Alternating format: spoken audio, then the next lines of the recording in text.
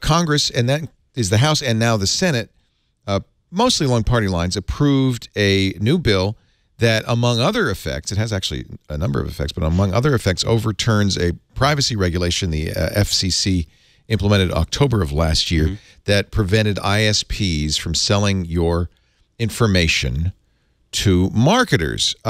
Should point out that, you know, this is a very new rule, so it's not like we're making a big step backwards. This is like how it was last year, let's say. ISPs also include telecommunications companies like Verizon, Sprint, T-Mobile, and AT&T. They're your ISP on your phone. And so there's some concern that ISPs... But this bill also does more. Brianna, you probably should... We'll let you explain. This bill prevents, as I understand, the FCC from making any regulations of this kind in future.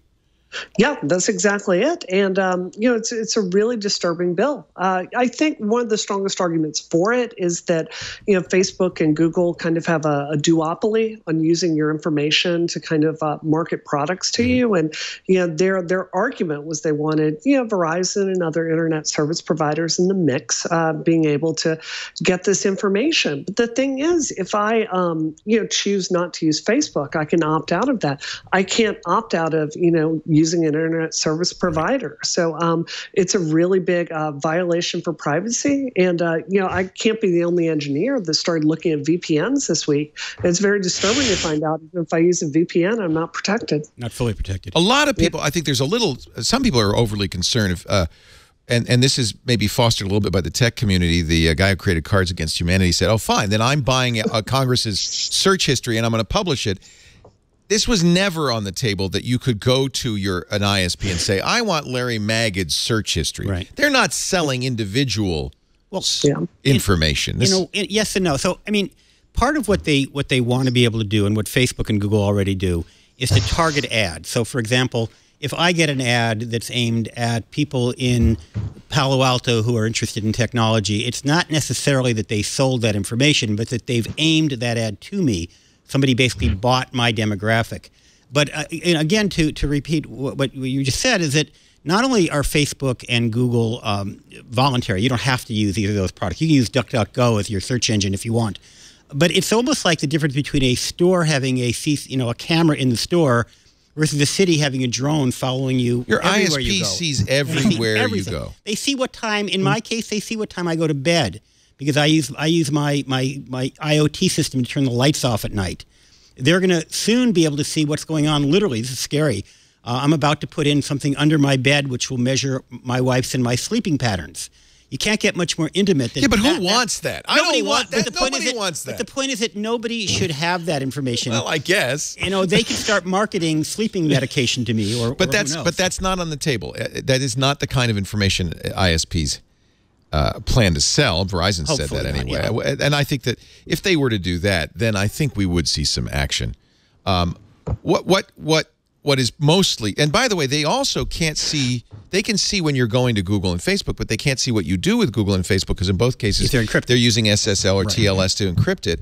And now I kind of understand Google has been pushing for HTTPS everywhere, as has the EFF.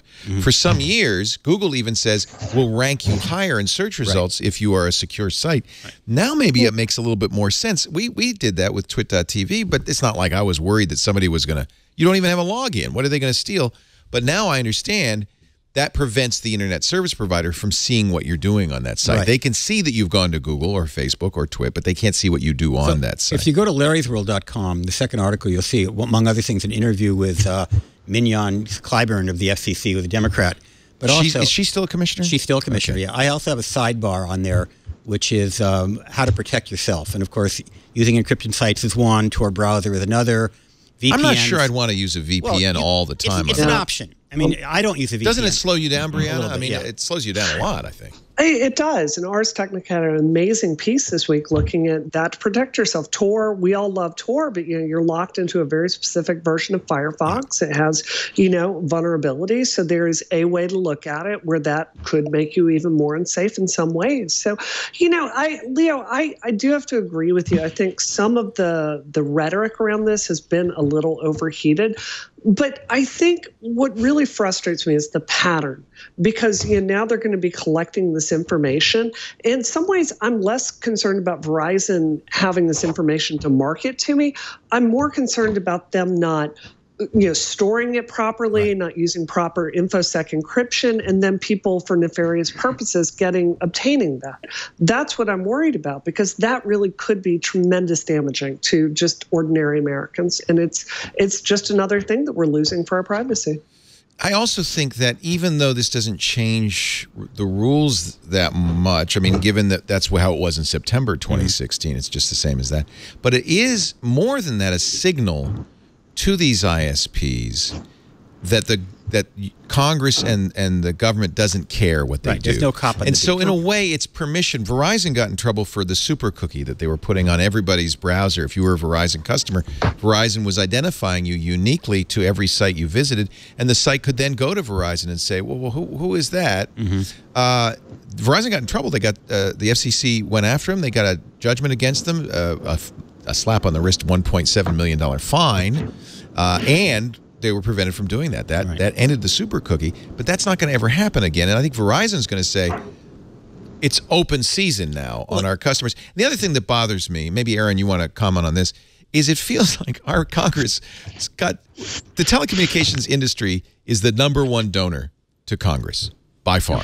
Spend a lot of money, but by an individual congressperson, they sold pretty cheap. I mean, a few $1,000 contribution, and you got that vote. They don't care about consumers.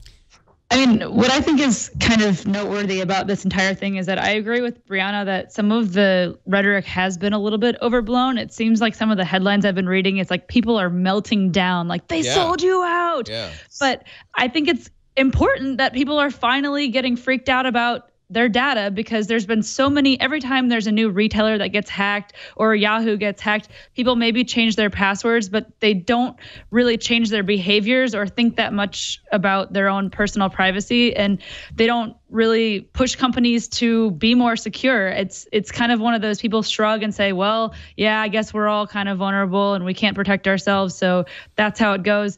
And I think the fact that people are starting to pay closer attention to this and realize that they need to take action is good.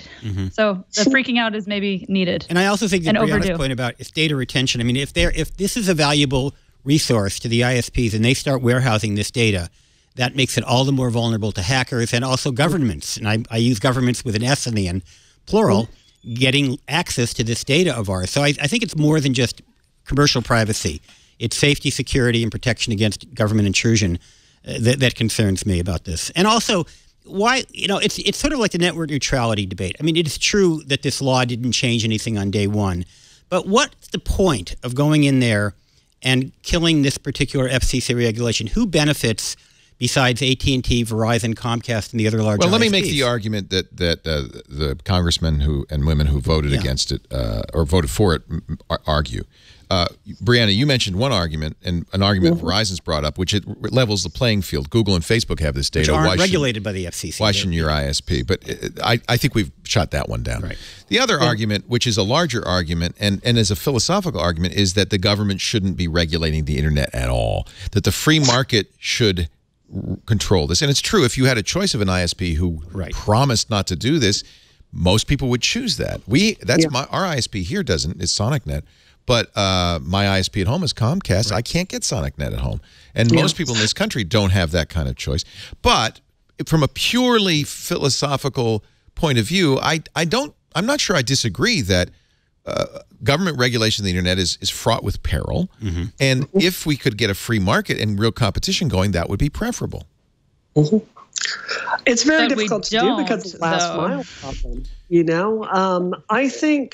I do believe the government has a role to play in facilitating this. I think one of the reasons we're hesitant to do this is because Congress is so inept at forming a policy. They don't understand the internet. They shouldn't be regulating the internet. But they're not regulating the internet. They're regulating the virtual monopoly or duopoly that is running wires to your house. I mean, Comcast and AT&T. They created that duopoly, by the way. They're the only two providers that I can get where I live is Comcast and AT&T. So it's not like I get to go through the yellow pages and pick, I'm going to get this ISP because they've got great privacy. If I could, that'd be fine. No problem. And that's the problem. I think I would add this. I think particularly with InfoSec, this is not the kind of problem that the marketplace can solve because neither the seller nor the buyer is interested in spending the money.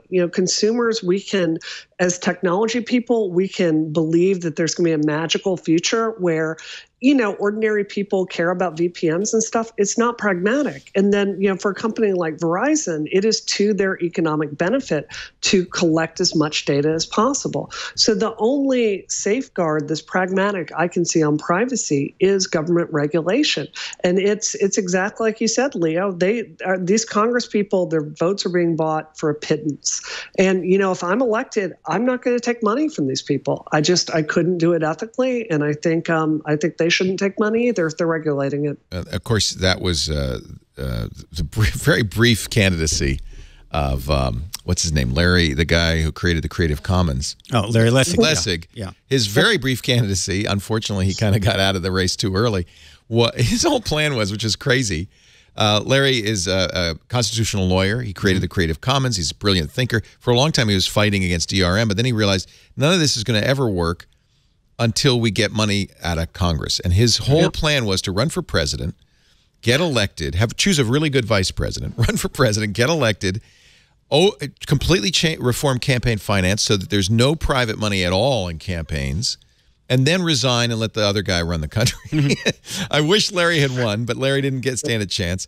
Here's a full-page ad from the fightforthefuture.org, which is one of many. This was a group that started with the SOPA debates a couple of years ago. Right. KeepOurNetFree.org and Save Broadband Privacy. Dear Mr. President, you just got spied on. Big league.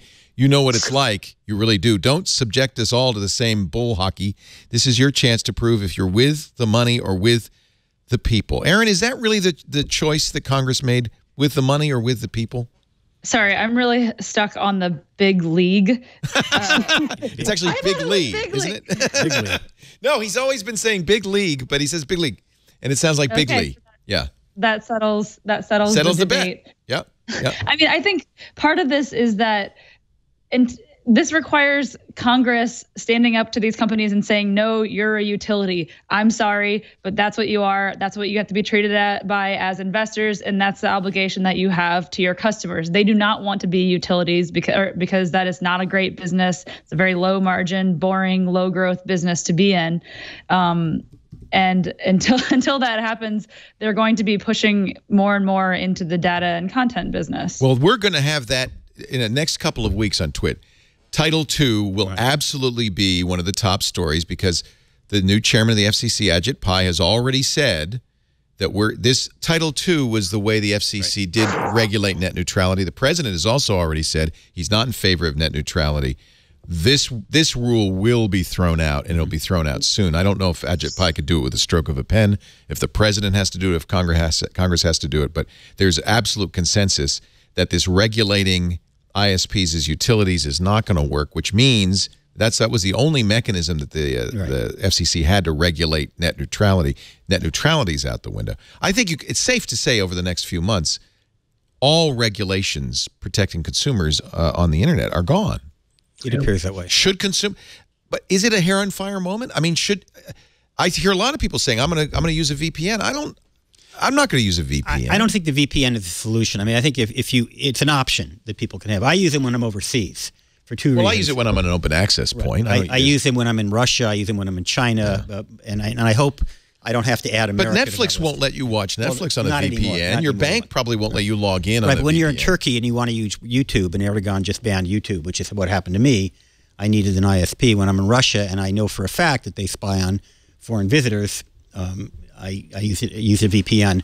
But the point is that we shouldn't have to do that. I mean, that's I think, the point that Brianna made, and I agree. We shouldn't have to resort to extraordinary means to protect our privacy. Should we write our members of Congress, Brianna? Is that effective? Should we? I think you should. I hope people will run for office alongside me. But, I think net neutrality, without net neutrality, we really don't live in a free society. You know, and I'm not somebody that wants to say this is a hair on fire moment, but you know, like we've seen the way this administration talks about, you know, internet issues, and they clearly do not even understand the basics. So I think it's a very, very serious situation, and you know, that's a lot of why I'm running for office. Again, it's not right versus left; it's informed versus uninformed, and I think you'd be very hard pressed to find a journalist that doesn't strongly believe in net neutrality or an engineer. And Brianna, I also don't think it's regulation versus non-regulation. I mean, certain things you don't want Congress to regulate, like content, right? Yep. We don't want Congress regulating speech. But there's a difference between enforcing privacy regulations, which the Federal Trade Commission supposedly does anyway, and other kinds of things like net neutrality. It's not the same thing as controlling the internet, not controlling what you and I can say over the internet. So I think we just have to be smart about how we regulate and not have this attitude, regulation good, regulation bad. It's just more nuanced than that. You know, there's a Twitch broadcaster in Germany that Germany has required him to sign up for a broadcast TV license because he's a broadcaster. Yeah. And that's the kind of regulation that would scare the hell out of me. I don't want the FCC to start regulating podcasting. Yeah. So I think that you can overreach as well. So I'm mixed. I remember we talked to John Perry Barlow when the EFF was debating, you know, how it wanted to protect net neutrality. EFF board agreed net neutrality needed to be protected, but a good number of the board members didn't think that government interference was the right way to do this. I don't know what the right way is to do this. If you look at look. We fetishize free markets in this country as a religion. And I don't think that's necessarily bad, but there are some things free markets don't do well. Right. And that's why we have antitrust rules, anti-monopoly rules, because free markets tend to often run into monopolies. And as soon as something's a monopoly, there is no free market. There's we no have a choice. healthcare policy, because free markets have not done a particularly good job in keeping healthcare. So I think it's legitimate to say there is a role. I don't want to use the word government. There's a role for us as a society to limit what these businesses can do, but I think there's also room for debate about how far we want to go in that. And there are certainly risks involved in government regulation of the internet.